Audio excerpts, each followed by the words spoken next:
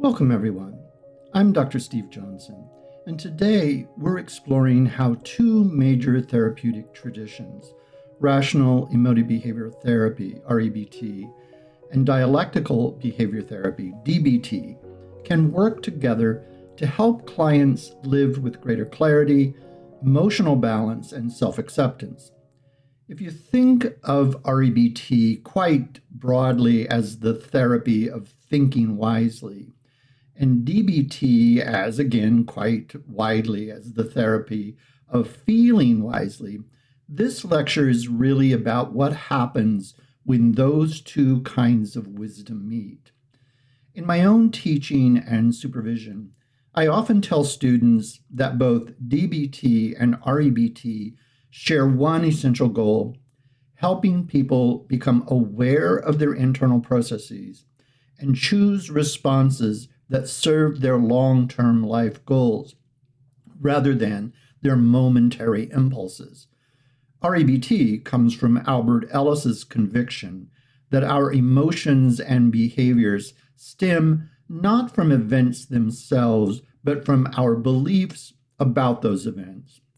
DBT, emerging decades later through Marsha Linehan's work, highlights how awareness, mindfulness, and acceptance can bring balance to overwhelming emotional states.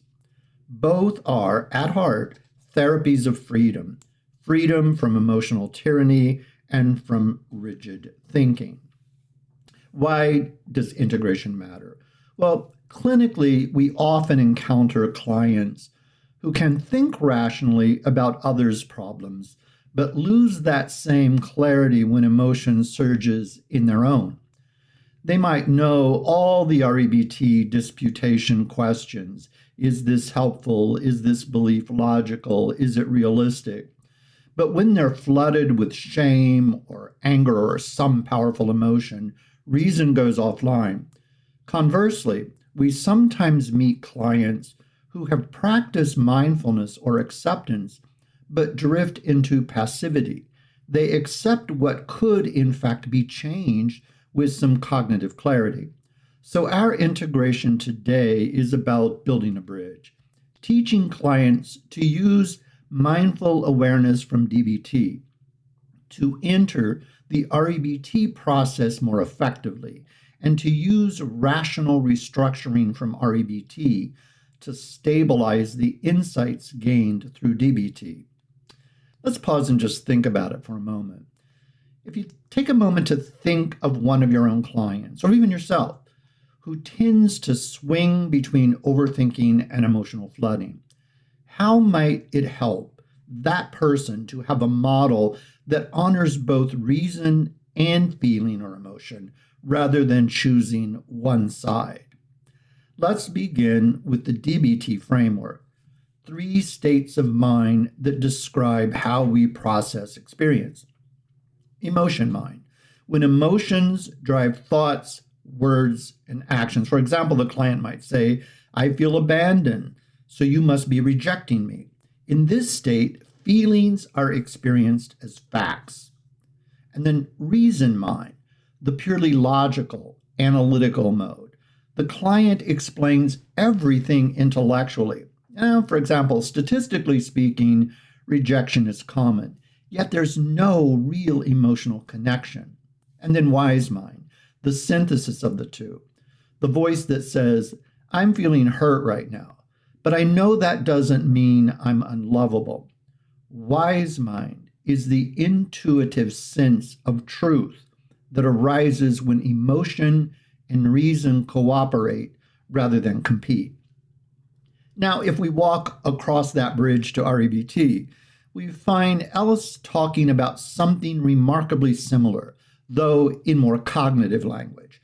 In REBT, we use the ABC model, where A is the activating event, or the critical activating event, B, the belief about that activating event, and C, the emotional and behavioral consequences of that belief. The insight here is that emotions are largely products of belief, not direct results of events. When those beliefs are rigid or extreme, emotions spiral out of control, our proportion. When they're flexible and reality-based, emotions tend to become functional. Now, a word I'd like to pack gently, and that's that word irrational. In the literature, Ellis called them irrational beliefs. Personally, I often describe them as beliefs that hinder us from reaching our desired life goals. They're not crazy. They're simply counterproductive patterns of thinking that make emotional suffering more likely. But it's helpful to know that the technical term irrational is widely used in the research and in writing, so we can translate between both languages.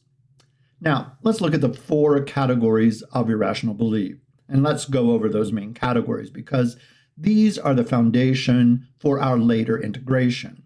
1, demandingness, the must and the shoulds, such as I must be successful, people should treat me fairly, life must be easy. These create constant pressure and frustration. For example, a graduate student who feels crushed after getting an A- instead of an A+. 2, awfulizing or catastrophizing, which is an exaggeration of the badness of something, turning misfortune into utter catastrophe. It would be awful if I lost this job. The emotional tone here is dread and helplessness. Number 3, frustration intolerance, formerly called low frustration tolerance, such as I can't stand this, I can't take it anymore. These beliefs predict avoidance and relapse. An example, it might be a client in early recovery who says, I can't stand these cravings. And then number 4, global negative rating. Global negative rating of self or others' life or the world, such as I'm a failure, you're a terrible person, the world is hopeless. These lead to shame, anger, and cynicism. Every one of these can be reframed into a rational belief, one that aligns with goals and reality. Here's how those transformations might sound. Demandingness would become preference. I want to succeed, but I can accept myself if I don't. Awfulizing will become negative but bearable. It would be unpleasant, but not the end of the world. Frustration intolerance would become frustration tolerance. This is difficult or this is hard, but I can stand it and learn from it. And then global negative rating would move to a specific evaluation. I acted poorly in that situation, but that doesn't mean I'm a bad person. When clients internalize these kinds of beliefs, they begin to feel and behave differently, not because life got easier, but because their interpretation became wiser. Now let's connect to the wise mind and go back to our DBT lens. Emotion mind is the home of irrational beliefs, the raw, urgent, demanding inner voice. Reason mind is the first attempt at disputation, the thinking self trying to argue its way out of distress. And then wise mind is what happens when that new rational belief feels emotionally true.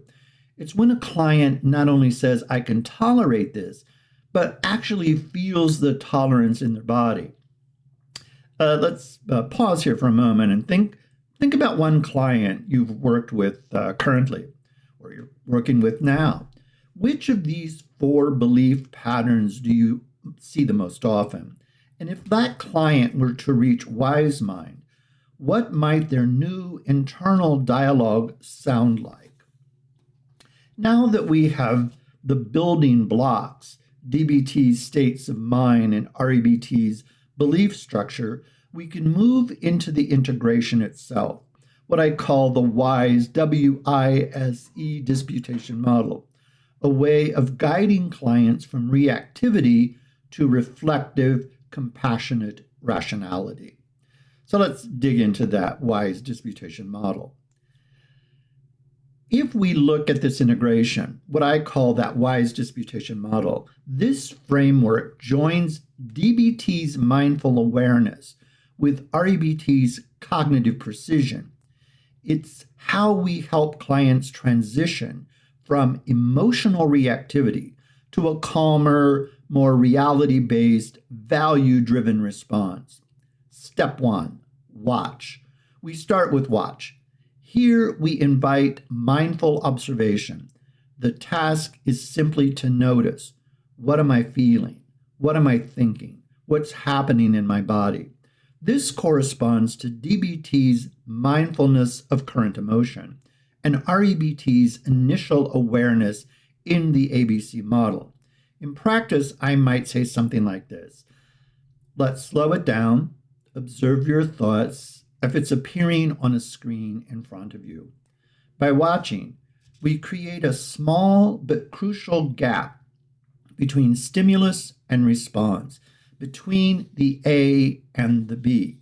That small gap is where choice begins. So let's think about it. Imagine a client in emotion mind. The heart is racing, words are just pouring out. What would it change if they simply paused and watched their thoughts float by for 10 seconds? Step 2 is identify. Once the client has slowed down, we help them name both the emotion and the belief behind it. Excuse me. This is the moment to explore the musts, the shoulds, the awfuls, the classic REBT irrational beliefs, and to link them with the emotional tone of the moment. Here's a possible script example. I hear that part of you saying you must never make mistakes. Let's name that belief so we can see what it's doing to you. In DBT language, we're helping them move from automatic emotion mind to descriptive awareness, labeling but without judgment. The aim isn't to condemn the belief, but to understand its function. Sometimes I'll even ask, how has this belief tried to help you? Because often irrational beliefs began as protective attempts. Think for a moment of a belief you've heard hundreds of times. I can't stand this, or I have to be perfect. How might curiosity soften the client's defensiveness? Step 3 is the heart of the process, to synthesize. This is where REBT's rational disputation meets DBT's wise mind. In classic REBT, we ask, is this belief true? Is it logical? Is it helpful? In our integrated approach, we add, what does my emotion want me to understand? And what belief would honor both the feeling, the emotion, and the facts? We're guiding the client toward a belief that's both rational and compassionate. Here's what I hope is an illustrative dialogue. The client, if I fail, it proves I'm worthless. Therapist's response, let's check. What emotion arises when you think that? The client, shame, tightness in my chest. And the therapist, good awareness. Now, what would your wise mind say if it could speak through that shame? Client, maybe that I made a mistake, but that doesn't erase my worth. Therapist, exactly. That's rational and really humane. This synthesis is not about suppressing emotion. It's about translating emotion into understanding. We help clients dispute beliefs through mindfulness, not over them. Step 4 is engage. This means acting in alignment with the new wise belief. DBT would call this effective behavior. REBT calls it acting against avoidance. After synthesizing, we ask, what action would express this new belief? Maybe it's sending the email they've been avoiding or speaking honestly instead of just appeasing. Behavior consolidates cognition. When clients practice acting rationally and mindfully, the new belief becomes embodied, not just spoken. So let's bring the 4 steps together. Watch, observe the inner dialogue and emotional cues. Identify, name the belief and its emotional tone. Synthesize, integrate compassion and logic into a new rational emotional belief.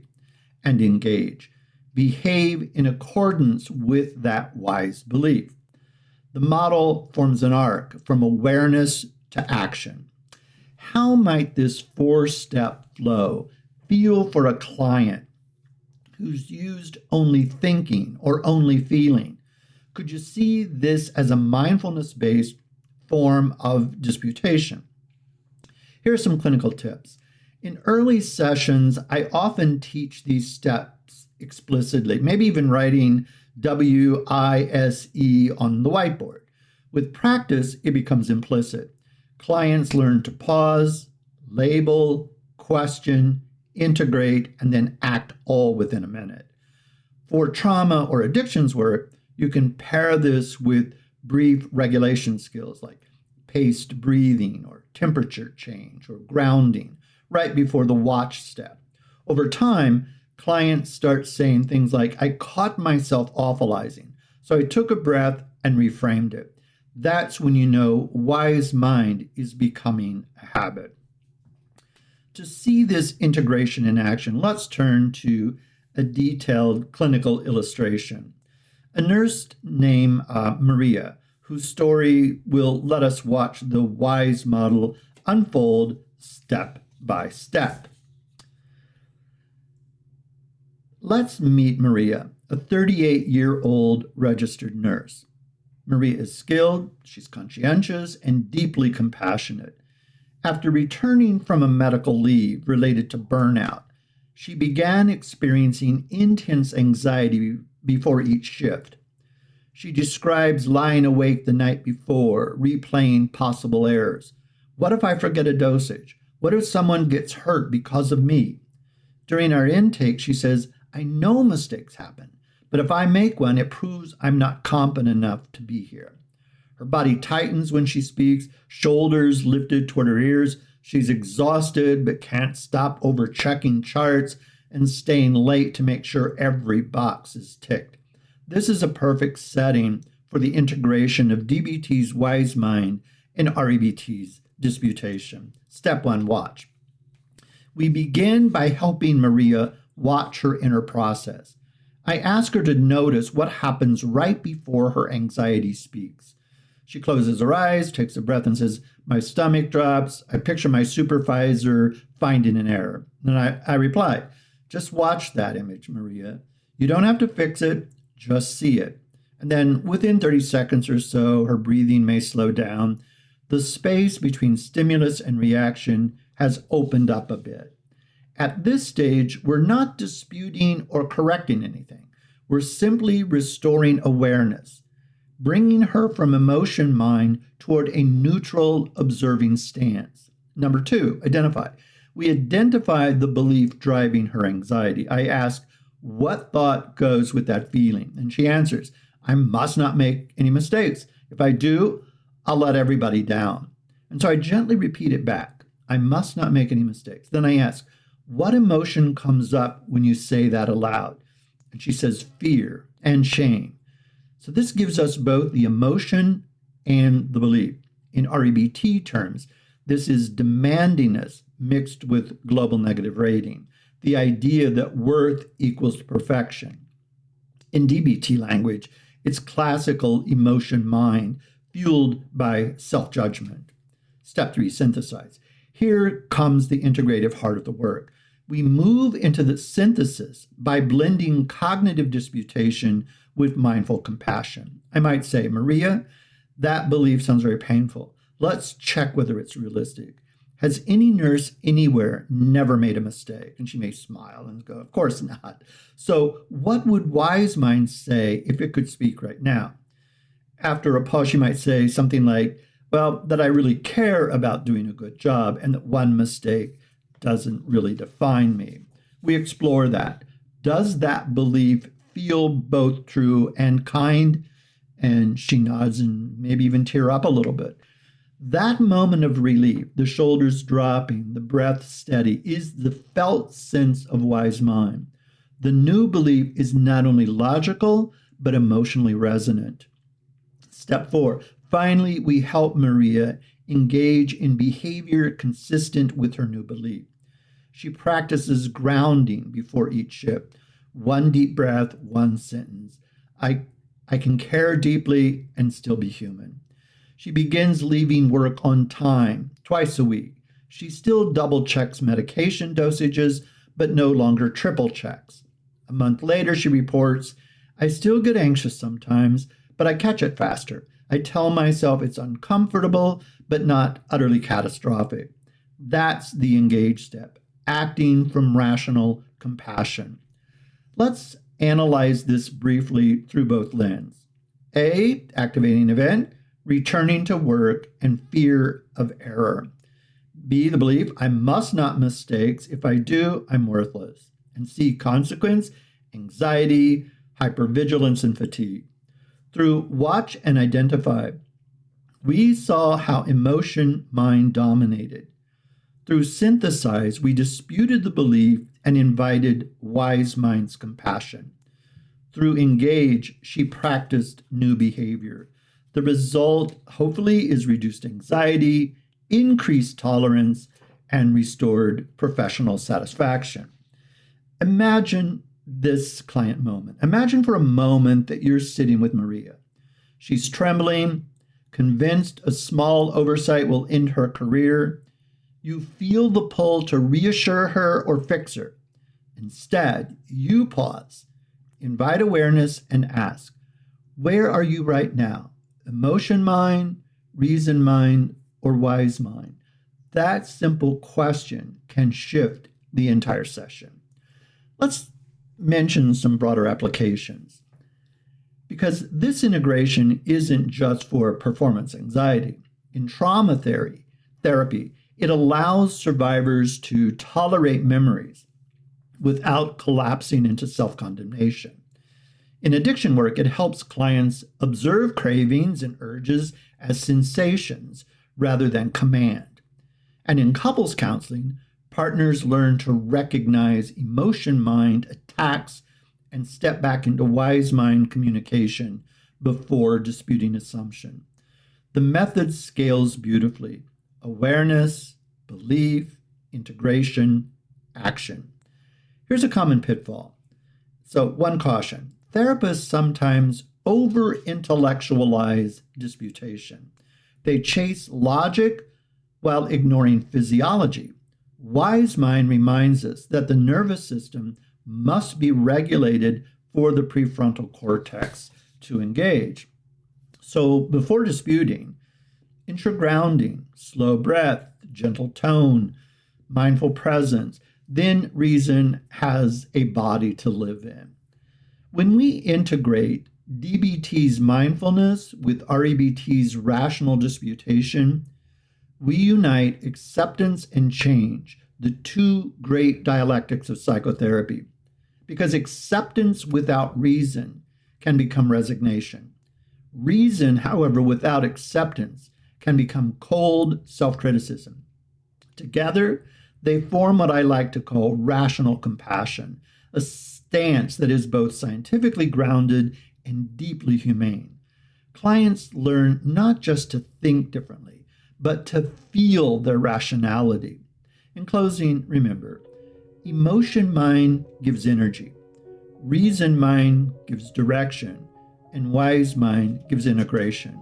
When we add REBT's precise disputation, we offer clients not just coping, but transformation, the capacity to live with clarity, purpose, and peace. Thank you for joining me in this exploration of wise mind meets rational mind.